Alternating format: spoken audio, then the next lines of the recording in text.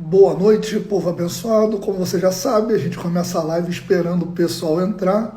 E você aí que foi entrando aí na live, vai convidando aí os amigos, vai compartilhando aí na setinha aí do lado, que eu creio que hoje vai ser uma noite muito, muito especial. Fala tu. Paz de Cristo, boa noite. Hoje nós estamos estreando de forma diferente, né, em dupla. Engraçado que Deus tem umas formas doidas com datas, né, na nossa vida. A gente veio tentando fechar uma data com a doutora Marisete e quando ela podia, nós não podíamos. Enfim, e aprove o Senhor ser hoje, dia 20 de abril, dia que nós dois completamos 11 anos de casados. E como a Marisete milita na área da família, ficou super combinando, né? Deus e suas surpresas. Então, tenho certeza que vai ser bênção para todos nós. Então vai aí compartilhando, quem está entrando.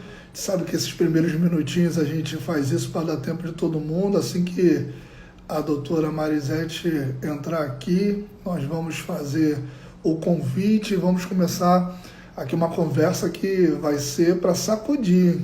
Eu tenho certeza que você não vai terminar essa live do mesmo jeito. Eu quero ver aí os casais juntos. Você aí chama sua esposa, chama seu marido. Eu creio que vai ser muito, mas muito abençoador. Nós estamos aí aguardando. Irmã Alba, Deus abençoe. Manda um abraço aí, pastor Márcio. Olha o nosso líder da família aí, o diácono Alberto, Liara. Cadê o povo da Devec Jacarepaguá? Luiz Eduardo aí, bênção. Nosso povo chegando. Isso aí, vai convidando, vai sacudindo aí. Para quem não sabe, ó, tem uma setinha aqui embaixo, dá para você compartilhar. Vem aqui embaixo, você põe ali a setinha e compartilha aí. Dá para compartilhar com uns 50 aí. Isso é muito bom. Tem sido, acho que, edificante, a gente tem aprendido, tem crescido aí na presença de Deus durante esse período de afastamento. Nós estamos aqui aguardando a doutora. Para quem está chegando, hoje eu e a Mila fazemos 11 anos de casados. É isso aí, 11 anos que nós estamos vencendo dia após dia. Esses últimos 30 dias aí de quarentena, né? Eles são desafiadores, porque o contato estreita, tem os filhos, as crianças elétricas, eles são tão quietinhos que estão tudo trancados no quarto com a avó para a gente fazer a live. Tão leve que eles são. Mas é uma bênção. Aí chegou aqui a doutora, vou convidar. Chegou.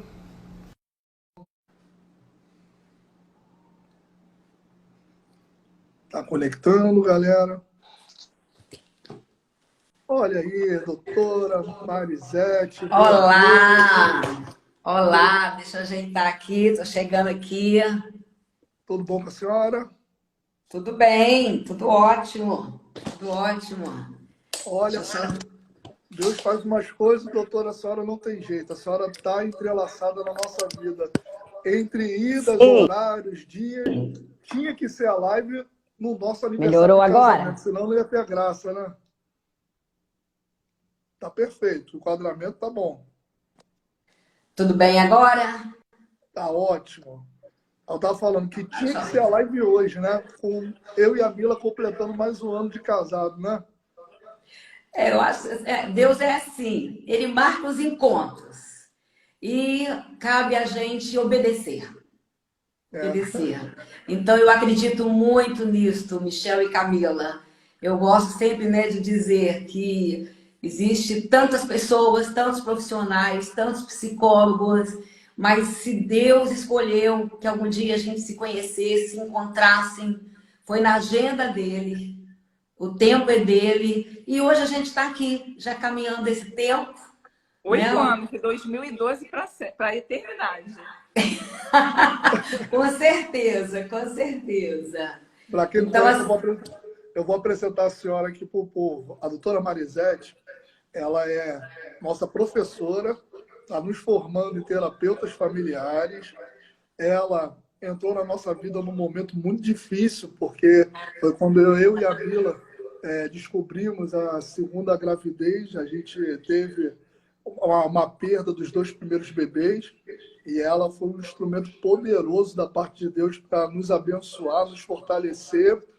E desde quando nós conhecemos a doutora Marisete, a gente abriu a nossa mente, porque muitas pessoas espiritualizam tudo, principalmente nós que somos pentecostais, temos esse hábito ainda, esse link religioso de tudo ser espiritual. E eu estou aqui falando, eu sei que tem alguns amigos pastores que estão assistindo e vão assistir.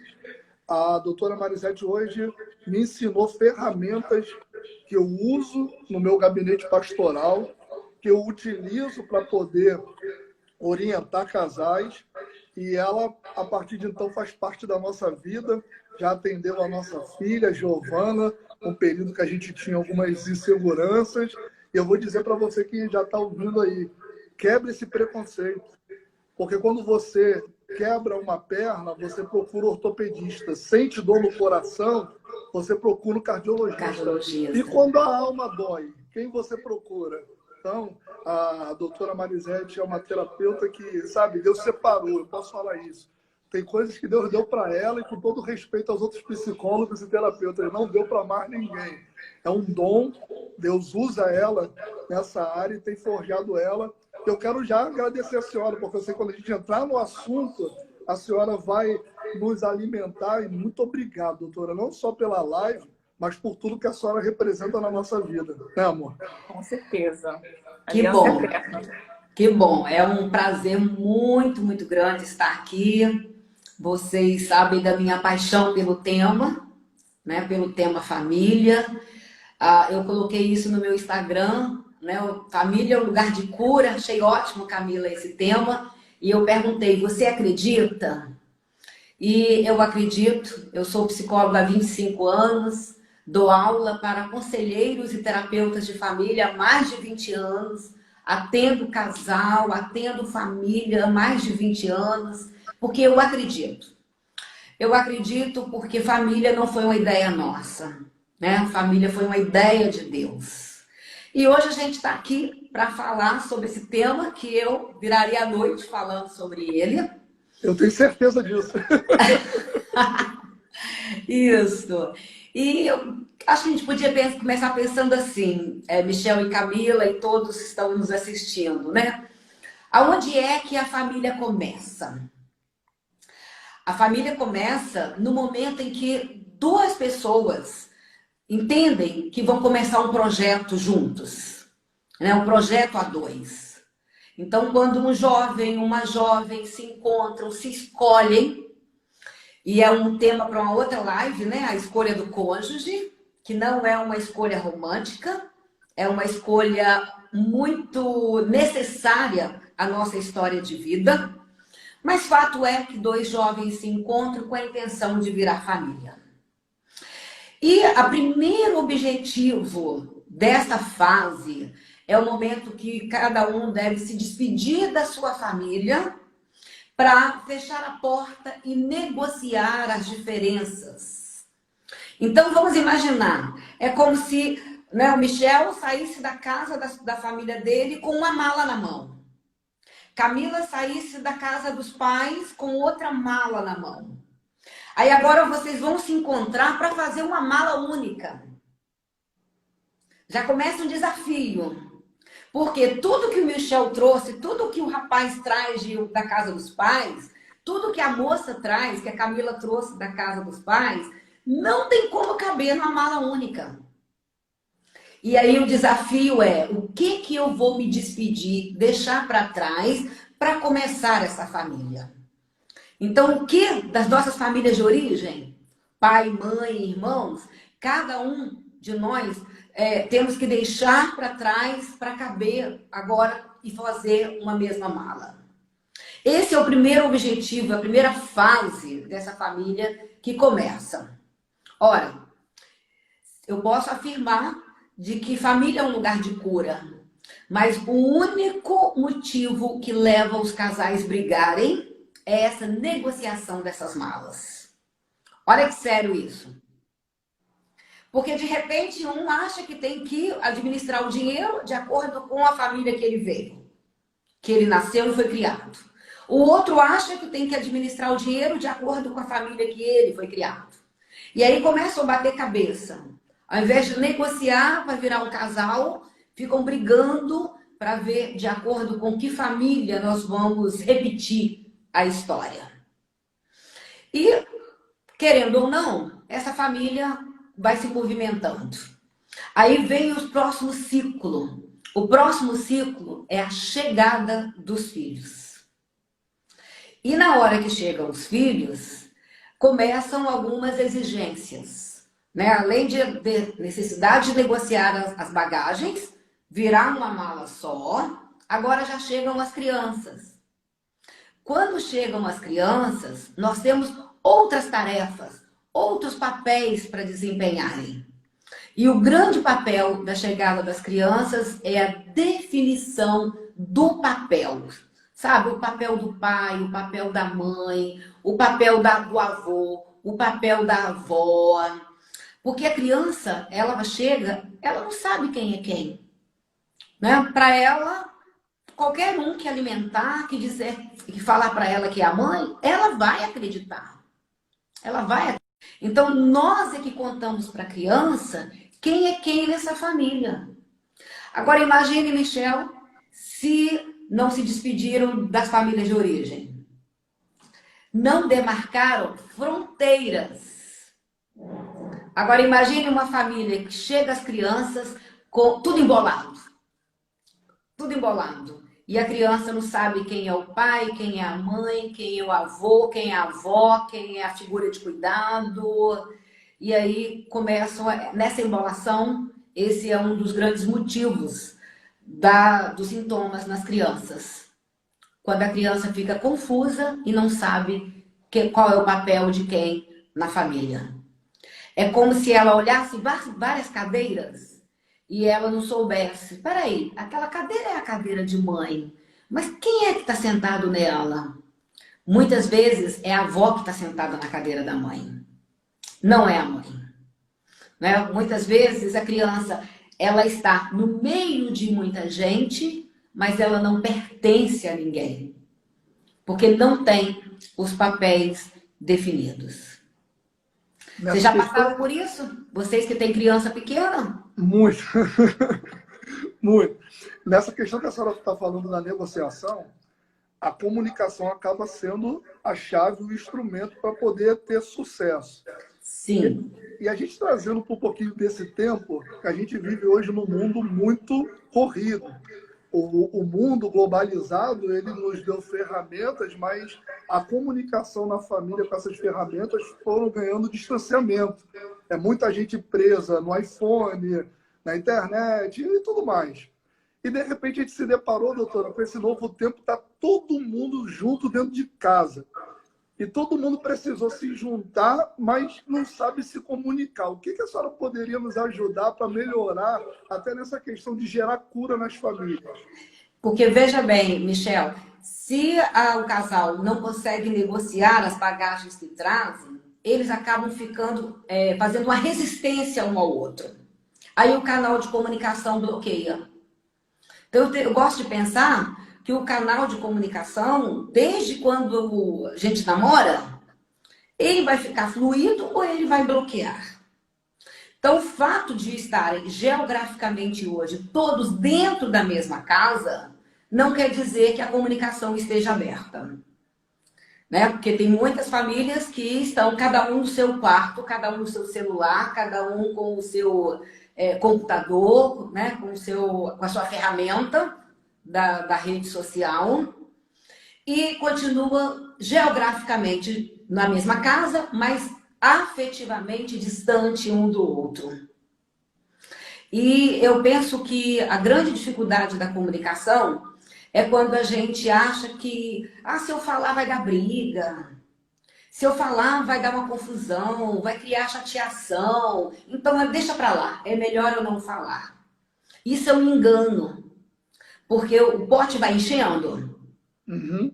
E aí, quando ele estiver quase transbordando, uma situação pequenininha é a gota d'água que causa um grande estrago. Então, é uma fantasia a pessoa deixar de falar para evitar discussão. Porque se eu tenho uma visão de um ângulo, o outro tem outra visão, nós precisamos conversar sobre as diferenças das visões.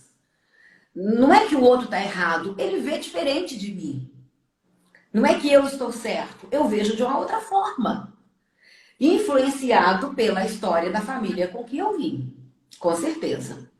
Então, muito da comunicação fechada é com o receio de uma grande briga, que infelizmente de uma separação que acaba acontecendo porque a gente não abre esse canal para conversar sobre as diferenças de visões que cada um tem da mesma situação. Marisete, deixa eu te fazer uma pergunta. Você falou a questão de quando chegam os filhos, que quando há essa troca, né, dos lugares, quais tipos de comportamentos são manifestos na criança que está vivenciando esse problema? Primeiro, é uma criança confusa, né? Ela fica com a confusão porque ela não sabe quem é quem. A mãe dá uma ordem, a avó depois diz outra coisa. E são adultos que ela vê, que ela credibiliza. Então, a confusão na mente dessa criança, não saber quem é quem, qual é o papel de cada um. A sensação, sabe, muitas vezes, a criança hoje, Camila, ela chega muito poderosa. Né? Você vê que um casal está grávido, e aí eles fazem aquele quarto do bebê como se fosse um castelo, como se fosse um trono. E nasceu o reizinho naquela casa. Então ela já chega muito poderosa. E aí ela quebra a hierarquia. E as pessoas organizam a vida para cuidar daquela princesa, para cuidar daquele príncipe, mas não ensina sobre ela, sobre a relação à vida. Então ela fica confusa, com a sensação de que não é de ninguém e muito poderosa. Tem muitas crianças que mandam nos pais. Vou dar um exemplo de criança que manda no pai e na mãe. Aquela criança que dorme na cama do casal. E aí, atentos. Aí o casal chega e fala assim, mas ele não aceita dormir na caminha dele. Ela não aceita ir pro quarto dele. Aí eu falo, epa, como pode um peso pena derrubar 2 pesos pesados? Se uma criança de 3 aninhos já dita a ordem aonde é que ela vai dormir, imagina o poder que ela vai ter quando ela for adolescente. Ela já está mandando. Então, quando ela for adolescente, que ela vai impor mesmo a vontade dela, não tem adulto sobre ela. Quebrou a hierarquia. É um outro comportamento de poder, de autoridade que uma criança tem, e ela ainda é muito frágil para essa autoridade toda. Ela não dá conta. Ela pode sucumbir. Nessa questão de comunicação, doutora, então os pais, marido, mulher, tem que estar bem alinhado para que não crie ali as brechas que a criança venha usar para poder manipular pai e mãe, não é isso? Olha, criança joga muito. Criança é muito esperta, ela sabe jogar. Eu sei disso. Ela sabe jogar. Então, ela sabe qual é toda a manobra que ela tem que fazer para conquistar o que ela quer. Se o casal não estiver alinhado, ela vai ganhar essa guerra, né? Porque ela está jogando, então ela vai ganhar esse jogo. Porque ela vai lá, fala algo para o pai, fala algo para a mãe. Esses pais desalinhados ficam discutindo, desqualificando um ao outro. Eles não se apoiam, não têm uma voz única. Uma das coisas que confundem muitos filhos é essa voz que a mãe diz uma coisa e o pai diz outra. Imagina isso. A mãe fala para não comer a sobremesa, o biscoito antes do almoço. O pai está cansado, não está com muita paciência. Ah, vai lá, come. Aí, quem ela vai obedecer? Quem falou que não é para comer ou quem ela diz que é para comer? Na adolescência, o pai fala que é para fazer uma profissão, a mãe fala que é para ser outra, que é para estudar para outra profissão. E o adolescente, espera aí, se eu obedeço o meu pai, eu estou contra a minha mãe. Se eu estou obedecendo a minha mãe, eu estou contra o meu pai. Sabe o que acontece? Ele adoece. Ele não faz profissão nenhuma. Ele fica no meio do caminho, ele paralisa. Isso é muito forte. O interessante também, doutora, é que tem muita gente que acha que esse processo de alinhamento, de unidade, é o que é natural, que é espontâneo. E a gente vê que precisa de treinamento e de cuidado. Preciso. Por que não é espontâneo? O espontâneo é aquilo que eu aprendi na minha família. Então, para mim, aquilo é espontâneo, né? Aquilo que meu pai e minha mãe me ensinaram. Só que o outro também aprendeu na família dele. Então, esse casal, intencionalmente, precisa alinhar agora uma terceira forma de pensar. Para não ficar não só a família dele ou só o que a família dela dizia. Né? Alinhar é encontrar um terceiro caminho. É claro, influenciado pelos princípios e pelos valores que cada um traz da sua família. Mas encontrar uma terceira forma de educar os filhos, uma terceira forma de apoiar um ao outro, a terceira forma de viver a área financeira, todas as áreas da vida.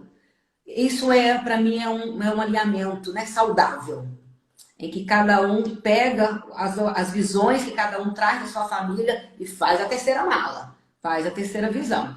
Aí a criança vai saber que é uma direção única. Aí não tem como ela jogar. Perfeito. Glória a Deus. Eu tenho um dado aqui, doutora. Eu fiz uma pesquisa hoje pela tarde para poder apimentar esse período que a gente está vivendo. Eu li uma matéria da BBC News que lá no município de Xi'an, lá na China, foi o primeiro município que passou essa onda.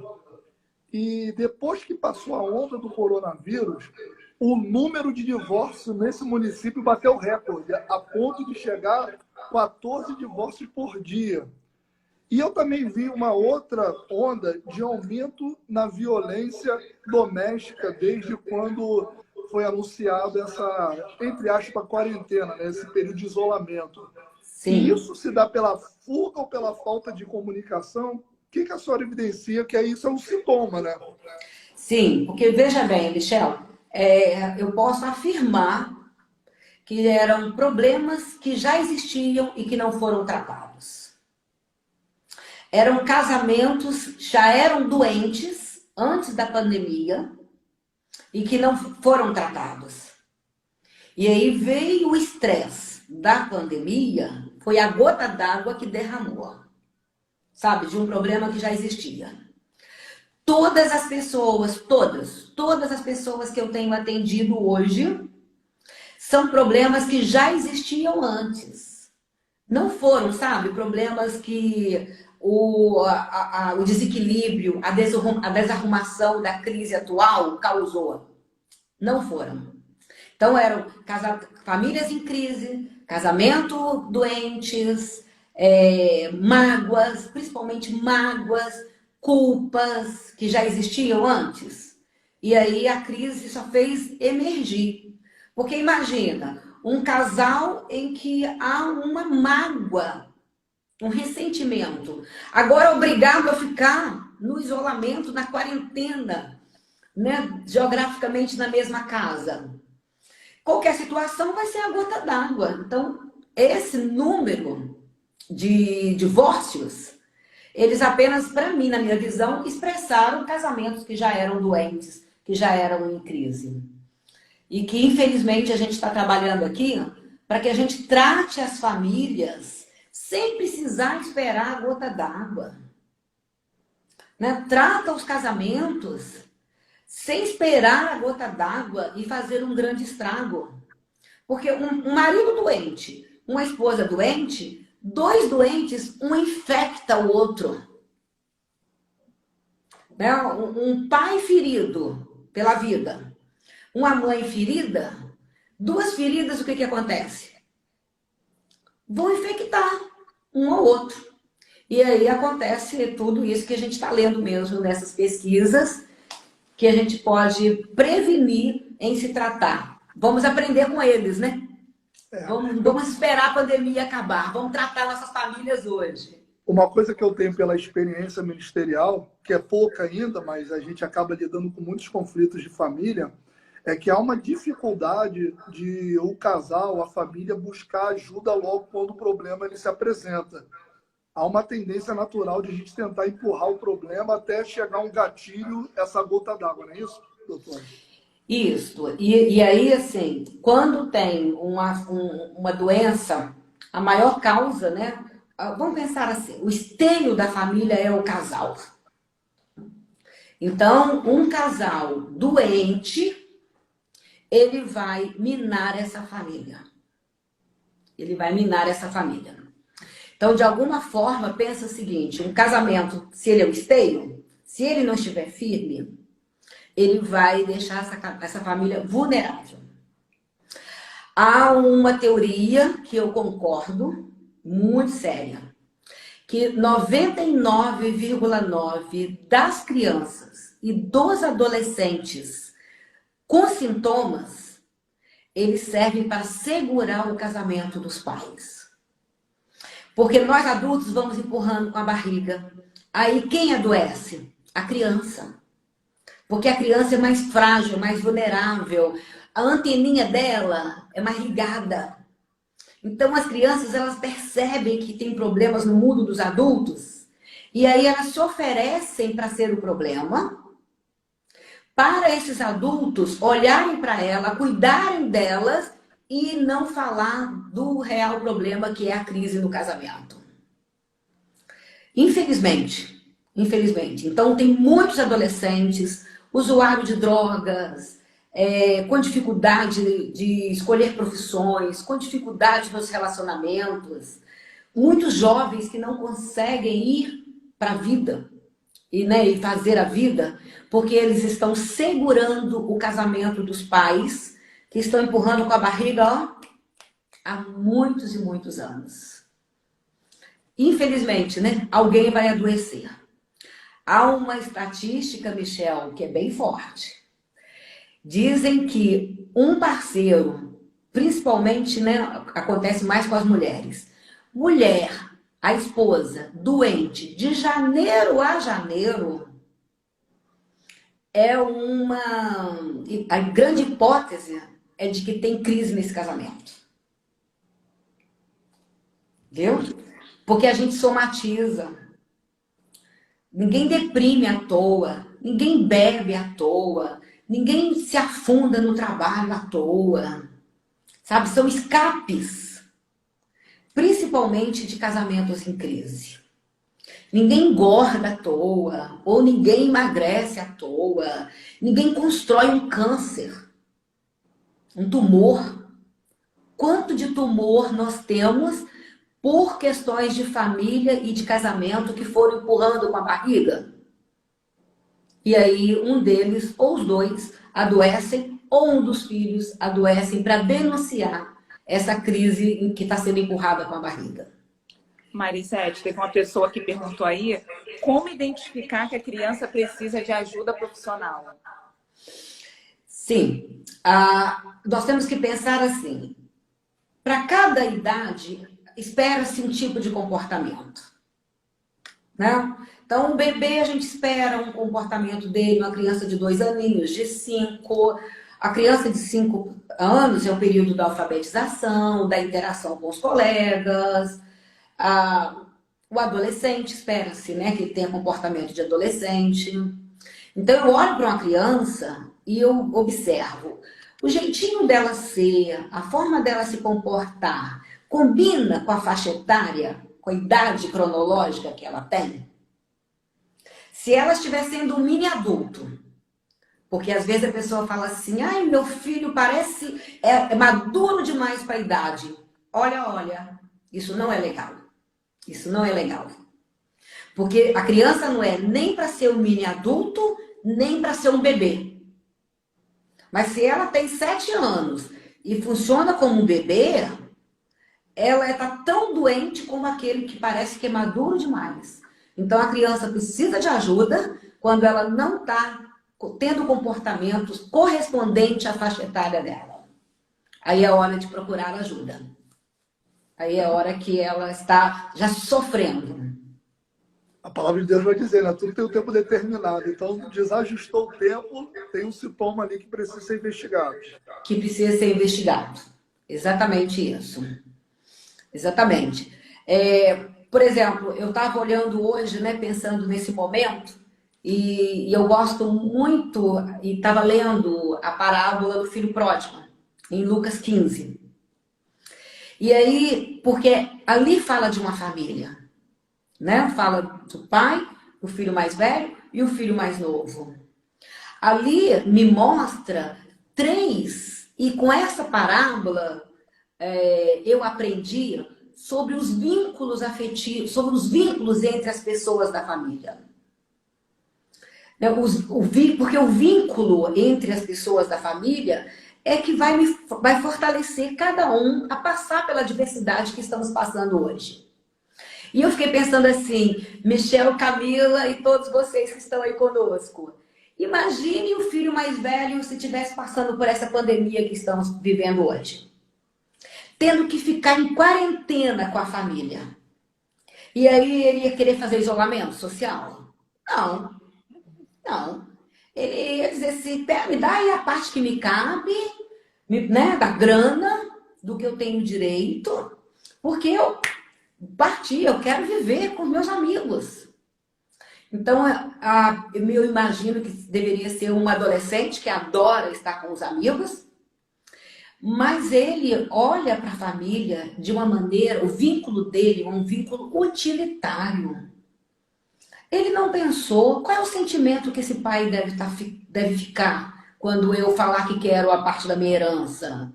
O que meu irmão vai sentir quando eu for embora? Ele não olhou para trás. Utilitariamente, ele pega o dinheiro e parte para a vida. E eu olho, sabe, as famílias, quantos existem com vínculos utilitários? Que olha, sabe, marido que olha para a esposa de uma maneira utilitária, esposa que olha para o marido de forma utilitária, filhos que estão com os pais por causa do dinheiro, por causa da casa, da alimentação. Se não fosse por isso, já teria ido embora, porque emocionalmente já não estão naquela família. Marisete, um exemplo de pessoas que falam que viveu uma vida inteira casada com uma pessoa sem gostar, sem amar, justamente por isso, que se eu abandonasse eu não ia ter como sobreviver, por causa dos meus filhos. É esse caso, não é? Revelam o utilitarismo. Revelam o utilitarismo. Sabe quando um sinal de uma relação utilitária é quando entre as pessoas, elas não se tocam. Tem coisas.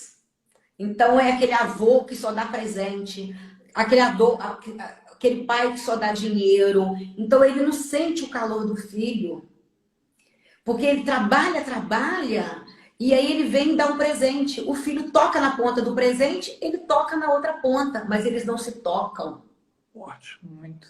Forte, né? Muito. Então, porque se você perguntar para a criança, você quer que seu pai trabalhe para você ter um brinquedo bacana?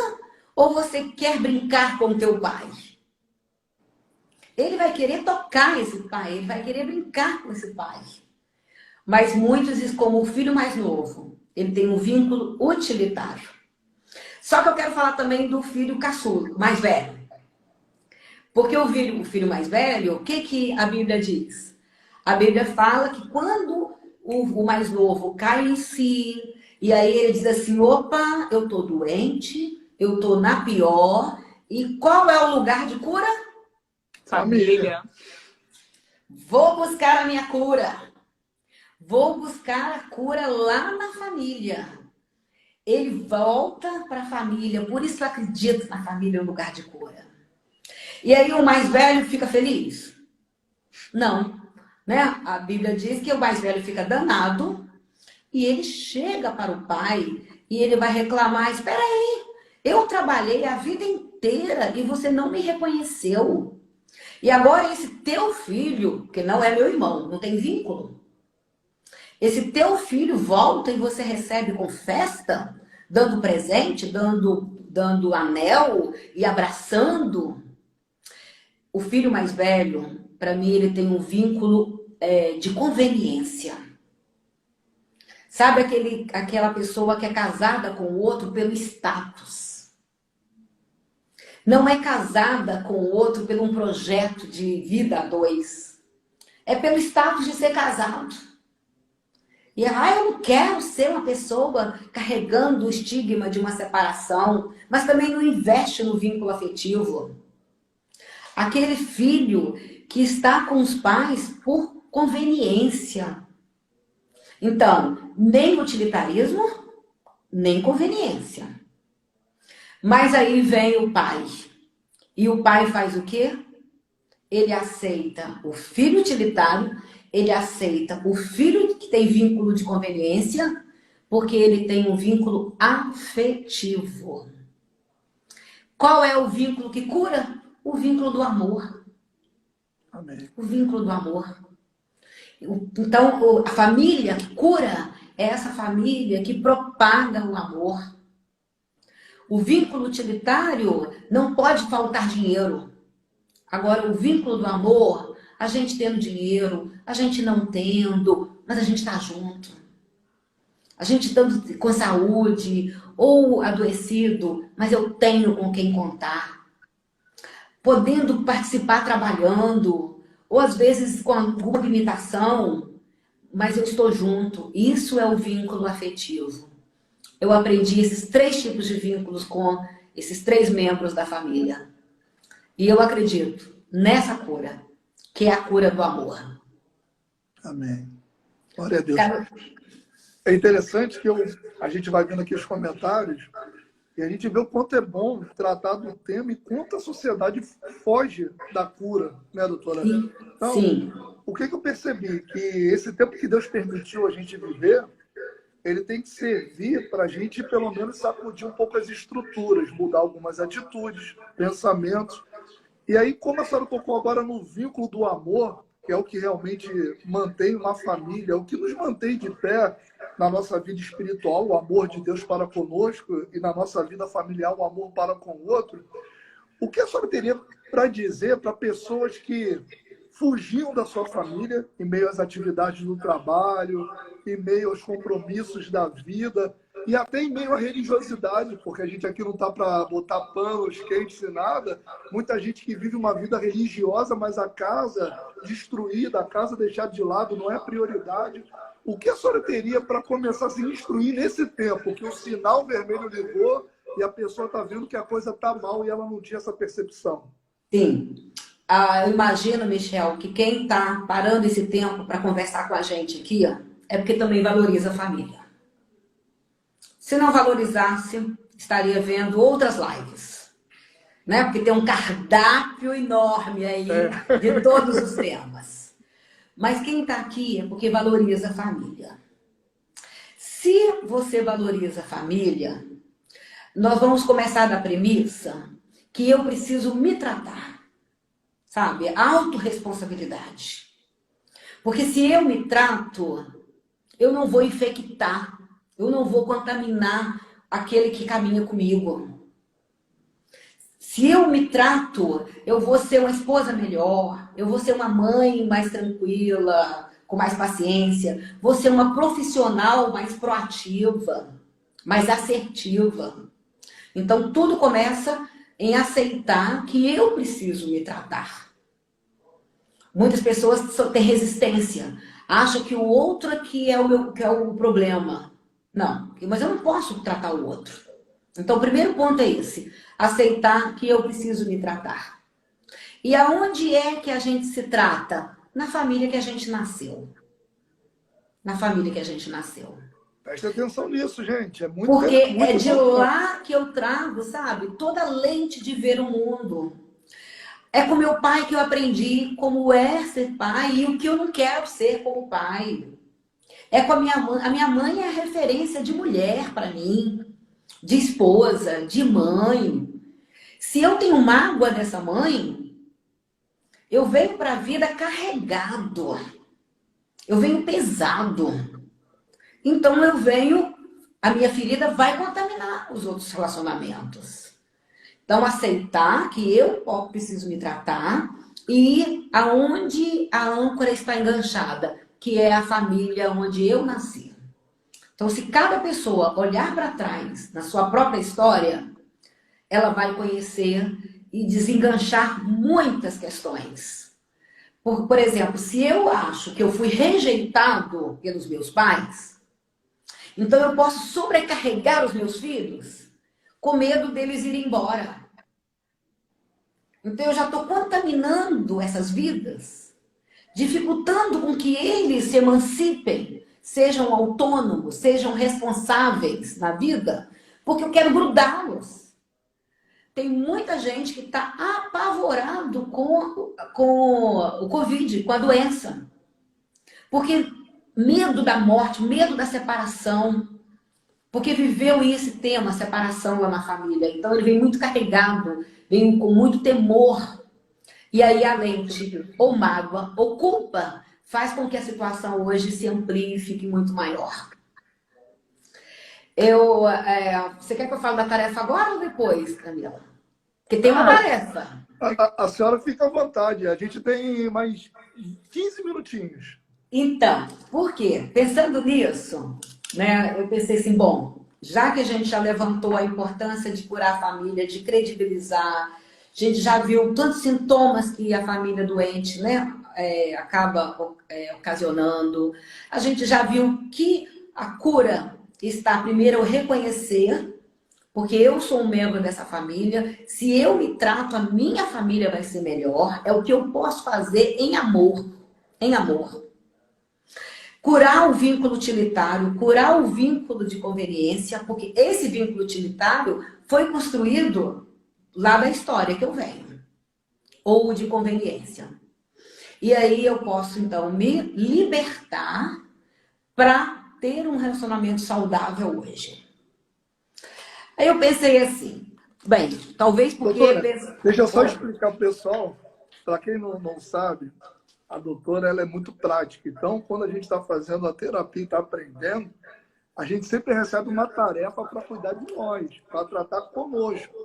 Aí teve uma ovelha que escreveu aqui, e o pastor Michel disse isso no gabinete. É para vocês verem que não é revelação de Deus. Eu estou procurando aprender para poder cuidar de vocês. E são ótimos alunos. São ótimos alunos. Isso é a bondade da doutora. Mas ela é uma excelente professora e uma profissional. Então, agora, a doutora vai passar uma tarefa para a gente poder cuidar, já que você está aqui, para você começar esse passo de criar um ambiente de cura dentro da sua casa. Isso. Por favor, doutora. Porque eu pensei assim, eu pensei a partir da sua família, né? Então, eu peguei como referência a sua família, mas independente da idade dos filhos, sabe? Para a gente pegar e tirar proveito desse momento que estamos juntos em casa. Então, vamos pensar.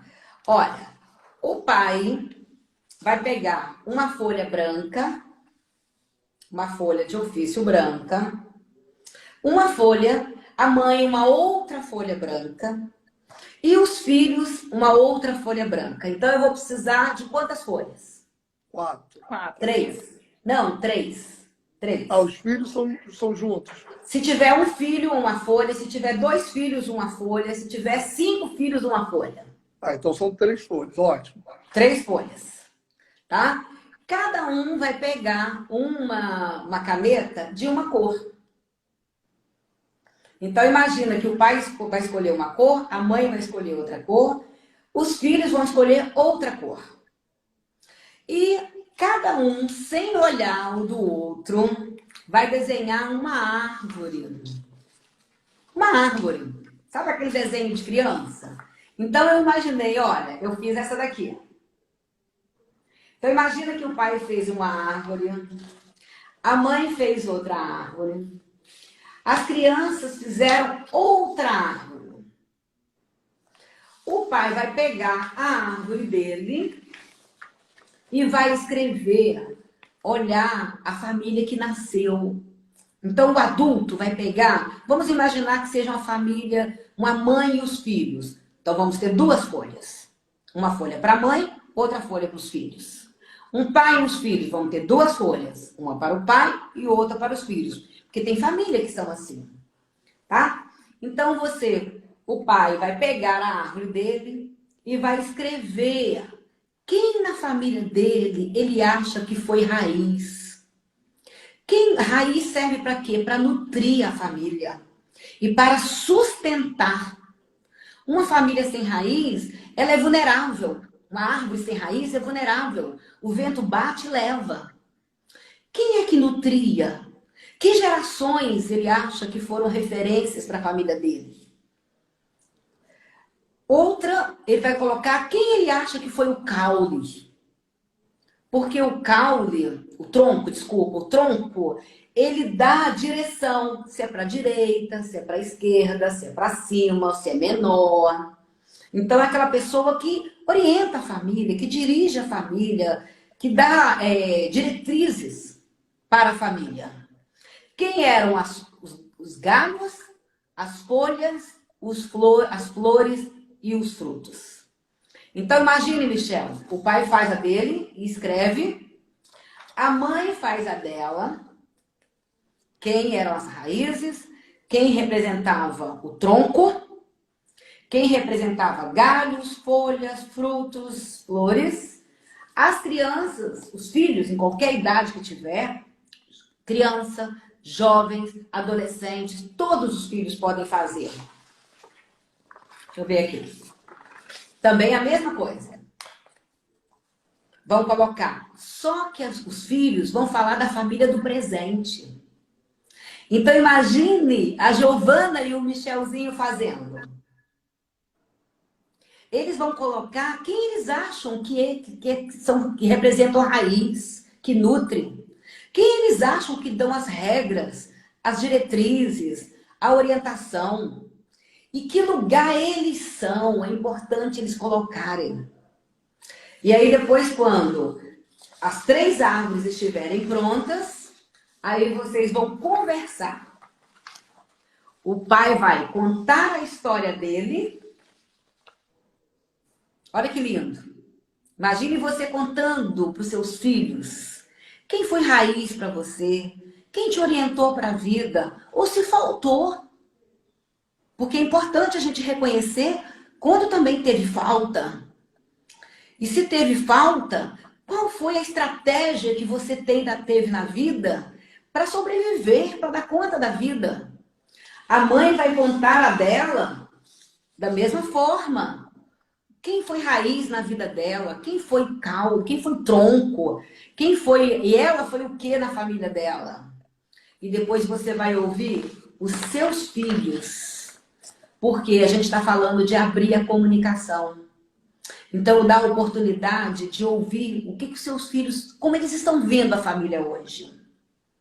A gente ainda tem tempo de corrigir. Quantas mazelas, né? Quantos sintomas nós adultos temos que voltar à nossa infância para tratar. E aí essa tarefa vai te dar a oportunidade de ouvir se há alguma distorção. Será que a criança está vendo, está se colocando como ela, o tronco? É um lugar que não é para a criança ficar. Porque filho sempre deve ser flores ou frutas ou folhas. Por quê? A flor vai cair e nasce uma nova árvore. A folha cai e nasce uma nova árvore. O fruto cai e nasce uma nova árvore. E o que nós queremos para os nossos filhos? Que eles comecem a árvore deles, a família deles, que sejam bênção na próxima geração. Muito lindo. Glória a Deus. Entenderam a tarefa? Entendi. E o pessoal que está perguntando, o Instagram só deixa 24 horas. A gente depois vai salvar o vídeo, vai botar na página, vamos fazer menção lá da Logos. A doutora Marisete, não é porque ela está na live, não. Deus deu isso para ela. Se você é um psicólogo, se você trabalha com pessoas, é pastor, eu vou dizer para vocês, é um investimento na sua vida para abençoar outras vidas. Quando a quarentena começou a se alongar, doutora Marisete, o primeiro nome que veio na minha mente foi a senhora. Eu falei, a gente precisa falar de família nesse tempo. porque eu estava vendo as notícias, eu falei, a doutora Marisete vai ser uma honra e a senhora nos deu essa honra aqui. Então, Você que está e a ouvindo, tarefa vai faça ser a uma tarefa. consulta, não vai? Sim. Eu desafio vocês fazerem e me contarem depois. Porque É isso isso que eu vai ia ser falar. terapêutico, vai ser uma consulta. Não, é isso que eu ia complementar. Não adianta você se interessar e não praticar. Eu vou falar algo aqui, doutora, que vai deixar até alguns escandalizados. Eu e a Mila, a gente fez a turma junto de terapia sexual. Aí quem ouve assim, ué, tava mal, pastor? Graças a Deus, não. Mas vou te dizer, ficou Mas não melhor mudou? mesmo. Mas não mudou a Mudou, forma de olhar? ficou muito melhor, lógico. E a gente aprendeu as ferramentas para ajudar. Então, assim, quebre os seus preconceitos. Você que está aqui, Deus permitiu, e você está investindo na sua família, faça a tarefa. Quem é da nossa igreja e quiser compartilhar comigo, com o pastor, com a Mila, vai ser ótimo para a gente poder ajudar. Marca logo a página da Logos. Logos.psi. E isso, quando a gente salvar na página, doutora, a gente vai marcar lá para a senhora também poder ter a ferramenta e vai ser muito bênção para vocês. Então, assim, muito obrigado, doutora, que está acabando o nosso horário. E a gente queria fazer um pedido muito especial, não só pelo que a senhora representa para a gente. Eu sei que a Mila adiantou pelo telefone até pela questão. A senhora é uma mulher de Deus, uma esposa de pastor, está acostumado. E como eu não acredito em coincidência, eu tenho certeza que Deus marcou essa data, que não era nem para a gente estar aqui. A gente ia estar de férias na Disney nesse exato momento, a gente ia estar curtindo. E aí eu queria que a senhora fizesse uma oração abençoando as famílias que estão assistindo e abençoando o nosso 11º ano de casado também. A senhora nos daria essa honra? Isso. Nosso Deus é um Deus de aliança. Né? E Ele quer sempre, como filho caçula, Ele reconheceu que a casa dele era um lugar de cura. E Ele voltou. E para mim ali Ele fez 3 coisas. Primeiro, Ele se humilhou para a gente, né, viver uma aliança com Deus, com o nosso cônjuge, nesses anos de casados que vocês estão, né, comemorando e celebrando, é uma celebração a Deus. Primeiro, a gente precisa se humilhar. A aliança requer de que eu olhe, espera aí, isso aqui o outro tem ou não tenho. Meu marido tem que ter o que eu não tenho para eu precisar dele. E eu ter o que ele não tem para ele precisar de mim. Para a gente se aliançar. O segundo, o filho mais novo voltou e honrou o pai. Honrou a hierarquia desse pai. E terceiro, ele pediu perdão. Então é um prazer muito grande, porque nosso Deus é um Deus de aliança. Nós não somos melhores se tivéssemos 2 famílias. Nós temos a nossa família e pronto. E a família, Deus é quem dá. Então, a minha oração é nesse sentido, Michel. Para que todos os casais, todas as pessoas se humilhe, reconheça, honra, né, para honrar, perdoar e pedir perdão, com uma forma de viver uma aliança em Deus.